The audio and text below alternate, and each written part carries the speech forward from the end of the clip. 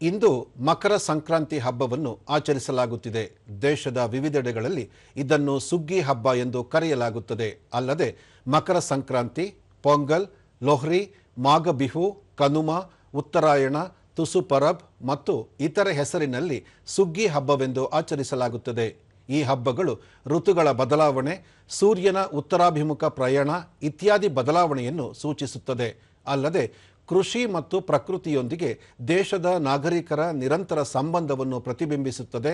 ಜೊತೆಗೆ ಏಕತೆಯನ್ನು ಸಹ ಸಾರುತ್ತದೆ.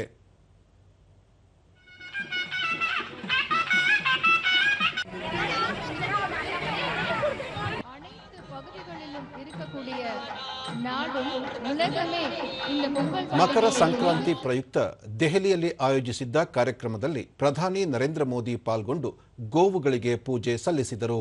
ಈ ವೇಳೆ ಕೇಂದ್ರ ವಾರ್ತಾ ಮತ್ತು ಪ್ರಸಾರ ಖಾತೆ ರಾಜ್ಯ ಸಚಿವ ಡಾಕ್ಟರ್ ಎಲ್ ಮುರುಗನ್ ಉಪಸ್ಥಿತರಿದ್ದರು. நன்றியின் அளவு, உறவின் அழகு, மண்ணின் மனம், பண்பாட்டின் வண்ணம். பொங்கல் பண்டிகையை நம்மோடு இணைந்து கொண்டாடுவதற்காக நம்முடைய மாண்புமிகு பாரத பிரதமர் அவர்கள் இன்னும் சில நிமிடங்களில் விழா நிகழ்விடத்திற்கு வருகை தர இருக்கின்றார்கள் என்பதை மகிழ்ச்சியுடன் தெரிவித்துக் கொள்கின்றோம். நம்முடைய மாண்புமிகு பாரத பிரதமர் அவர்கள் இன்றைய நிகழ்விடத்திற்கு வருகை தரும்போது பத்மஸ்ரீ விருது பெற்ற கலைஞர்கள் வாழக்கூடிய அனைத்து பகுதிகளிலும் இருக்கக்கூடிய It carries a meaning far beyond the ceremony. It sends a powerful message that India's progress is deeply connected to its culture.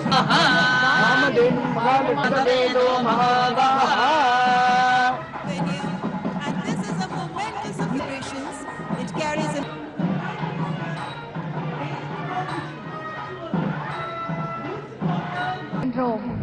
माननीय प्रधानमंत्री जी, समस्त देशवासियों की ओर से आपको पोंगल भेंटी honourable union minister of coal and mines को माननीय it's a gift of Pongal for honourable prime minister. ಇನಿಯ ಪೊಂಗಲ್ ಬಳಿಕ ಪ್ರಧಾನಿ ಸಂಕ್ರಾಂತಿ ಹಬ್ಬವು ಜಾಗತಿಕ ಆಚರಣೆಯಾಗಿ ರೂಪುಗೊಂಡಿದೆ. ಪ್ರಕೃತಿ, ಕುಟುಂಬ ಮತ್ತು ಸಮಾಜವನ್ನು ಸಮತೋಲನಗೊಳಿಸುವ ಮಾರ್ಗವನ್ನು ಈ ಹಬ್ಬ ನಮಗೆ ತೋರಿಸಿಕೊಡುತ್ತದೆ ಎಂದು ಹೇಳಿದರು. पोंगल एक ग्लोबल फेस्टिवल बन चुका है. दुनिया भर में तमिल समुदाय और तमिल संस्कृति से प्रेम करने वाले लोग इसे उत्साह के साथ मनाते हैं. उसमें मैं भी एक हूं.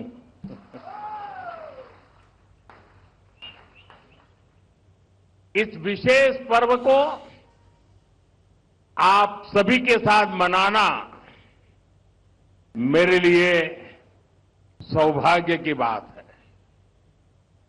हमारे तमिल जीवन में पोंगल एक सुखद अनुभूति की तरह है. इसमें अन्नदाता की मेहनत, धरती और सूर्य के प्रति आभार का भाव है. साथ ही ये पर्व हमें प्रकृति, परिवार और समाज में संतुलन बनाने का रास्ता दिखाता है. ಮಕರ ಸಂಕ್ರಾಂತಿ ಹಬ್ಬದ ಅಂಗವಾಗಿ ರಾಷ್ಟ್ರಪತಿ ದ್ರೌಪದಿ ಮುರ್ಮು ದೇಶ ಮತ್ತು ವಿದೇಶಗಳಲ್ಲಿರುವ ಎಲ್ಲ ಭಾರತೀಯರಿಗೆ ಲೋಹ್ರಿ, ಮಕರ ಸಂಕ್ರಾಂತಿ, ಪೊಂಗಲ್ ಮತ್ತು ಮಾಘ ಬಿಹು ಹಬ್ಬದ ಸಂದರ್ಭದಲ್ಲಿ ಹೃತ್ಪೂರ್ವಕ ಶುಭಾಶಯಗಳು ಎಂದು ತಿಳಿಸಿದ್ದಾರೆ. ಈ ಹಬ್ಬಗಳು ಭಾರತದ ಶ್ರೀಮಂತ ಕೃಷಿ ಸಂಪ್ರದಾಯಗಳು ಮತ್ತು ರಾಷ್ಟ್ರೀಯ ಏಕತೆಯನ್ನು ಸಂಕೇತಿಸುತ್ತವೆ. ಈ ಹಬ್ಬಗಳ ಮೂಲಕ ನಮಗೆ ಆಹಾರ ಒದಗಿಸುವ ರೈತರಿಗೆ ನಾವು ಕೃತಜ್ಞತೆ ವ್ಯಕ್ತಪಡಿಸುತ್ತೇವೆ. ಪ್ರತಿಯೊಬ್ಬರ ಜೀವನಕ್ಕೂ ಸಂತೋಷ ಮತ್ತು ಸಮೃದ್ಧಿಯನ್ನು ತರಲಿ ಎಂದು ತಮ್ಮ ಸಂದೇಶದಲ್ಲಿ ತಿಳಿಸಿದ್ದಾರೆ. ಉಪರಾಷ್ಟ್ರಪತಿ ಸಿಪಿ ರಾಧಾಕೃಷ್ಣನ್ ಅವರು ದೇಶದ ಜನತೆಗೆ ಸಂಕ್ರಾಂತಿಯ ಶುಭಾಶಯ ಕೋರಿದ್ದಾರೆ. ಕೃಷಿಯನ್ನು ಬಲಪಡಿಸಲು ಮತ್ತು ರೈತರ ಜೀವನ ಸುಧಾರಿಸಲು ಈ ದಿನ ದೇಶವು ದೂರಗಾಮಿ ಉಪಕ್ರಮಗಳನ್ನು ಕೈಗೊಂಡಿದೆ.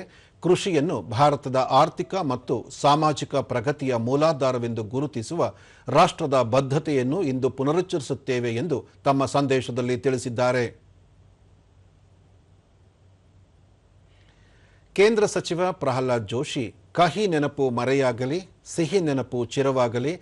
ಹೊಸ ವರ್ಷದ ಮೊದಲ ಹಬ್ಬ ಮಕರ ಸಂಕ್ರಾಂತಿ ಎಲ್ಲರಲ್ಲೂ ಹೊಸ ಉತ್ಸಾಹ, ನವ ಚೈತನ್ಯ, ನೆಮ್ಮದಿಯ ಬಾಳನ್ನು ಕರುಣಿಸಲಿ. ಸರ್ವರಿಗೂ ಮಕರ ಸಂಕ್ರಾಂತಿ ಹಬ್ಬದ ಶುಭಾಶಯಗಳು ಎಂದು ಹೇಳಿದ್ದಾರೆ.